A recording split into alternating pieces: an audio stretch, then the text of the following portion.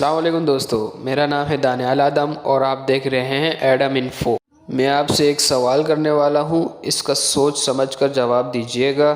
فرض کریں کہ آپ ایک ساحل سمندر پر موجود ہیں اور یہاں پر آپ کو ایک میسج لکھا ہوا نظر آتا ہے، اس ایریا سے آگے خطرہ ہے، برائے مہربانی اس سے آگے مت جانا۔ تو سوال یہ ہے کہ پانی کی لہروں نے خود بخود یہ لکھ دیا ہے، تو آپ اس پہ یقین کر لیں گے؟ بالکل نہیں، کیونکہ یہ ایک میسج نہیں بلکہ ایک انفارمیشن ہے، اور انفارمیشن ہمیشہ انٹیلیجنس سے آتی ہے اور اس کے پیچھے ایک سوچ ہوتی ہے، یہ خود بخود نہیں آ سکتی۔ اب اگر میں آپ سے یہ کہوں کہ انسانی جسم کے اندر ڈی این اے میں انفارمیشن ہوتی ہے جو کہ ایک کمپیوٹر پروگرام کی طرح ہوتی ہے، اور ہماری پیدائش سے لے کر ہماری موت تک ہم کو ہر لمحہ گائیڈ کرتی ہے، انسان کو انسان کا بچہ بننا ہے، نہ کہ کسی جانور کا۔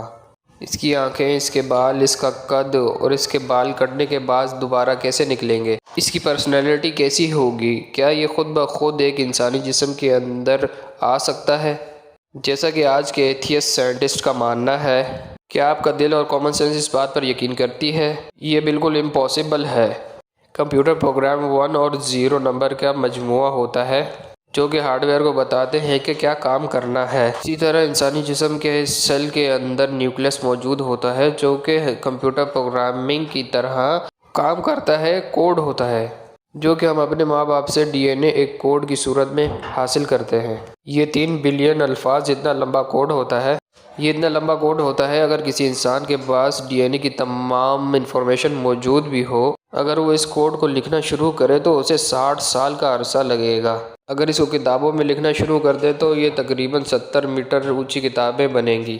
اگر ایک جسم کو بلڈنگ سمجھ لے تو اس کے ہر حصے کے اندر انفارمیشن موجود ہوگی، مگر ایٹم کے سائز کے برابر میں۔ اگر آپ کے پاس ڈی این اے کی انفارمیشن موجود ہی نہ ہو تو اسے لکھنے کی تو دور کی بات، آپ اس کا تصور بھی نہیں کر سکتے، کیونکہ یہ انسانی سوچ اور اس کے تصور سے پرے کی چیز ہے، جو کہ یہ ثابت کرتا ہے کہ اس کے پیچھے ایک انٹیلیجنٹ برین موجود ہے، کہ جب انسان کی سوچ ختم ہوتی ہے تو تب اللہ کی نشانیاں شروع ہوتی ہیں۔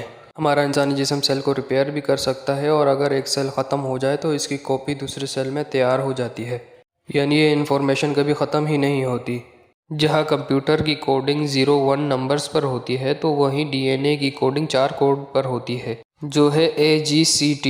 دراصل یہ 4 کیمیکل ہوتے ہیں جو کہ انفارمیشن جسم کے کسی بھی حصے کو کمانڈ کے لیے کس طرح دینا ہے، اور یہی کمانڈز ڈیسائیڈ کرتی ہیں کہ جسم کے مشکل ترین کاموں کو کس طرح کرنا ہے۔ ہر کیمیکل کی انفارمیشن کو اکٹھا کرنا اور اس انفارمیشن کو اگلی نسل کے اندر ٹرانسفر کرنا اس کا کام ہے۔ فرض کریں کہ جس طرح کمپیوٹر پروگرامنگ کی کوڈنگ 0-1-1-1-0-0-0-1-0-1 ہے تو کیمیکل کے ڈی این اے کی کوڈنگ اس طرح ہوگی کہ AG-GC-GC-GCT-AG اور اسی طرح آگے۔ یہ ڈی این اے کی جسم کے لیے کمانڈ ہوتی ہے کہ انسانی جسم کو کہاں جا کے افیکٹ کرنا ہے۔ یہ بالکل اسی طرح ہے جس طرح ہم کمپیوٹر کو ماؤس کے ذریعے اور کی بورڈ کے ذریعے کمانڈ دیتے ہیں کسی بھی ویڈیو کو پلے کرنے کے لیے۔ اسی لیے آج ڈی این اے پہ ریسرچ کرنے والے سائنٹسٹ کا کہنا ہے کہ ایک انٹیلیجنٹ برین اس کے پیچھے موجود ہے۔ یہ خدا کی موجودگی کی سب سے بڑی دلیل ہے۔ یہ کوئی ایکس پروگرامنگ کا کوڈ ہے جس نے یہ سب لکھا ہے اور ہمیں اپنی پہچان کرانے کی کوشش کی ہے۔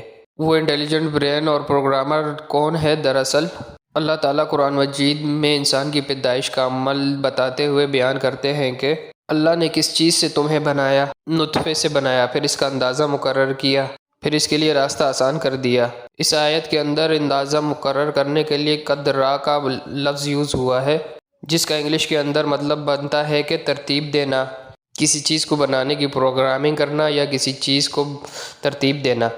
کیا یہی ڈی این اے کا اصل کام نہیں ہے؟ تو یہ انفارمیشن آج سے 1400 سال پہلے کون جان سکتا ہے؟ بے شک اللہ کی ذات۔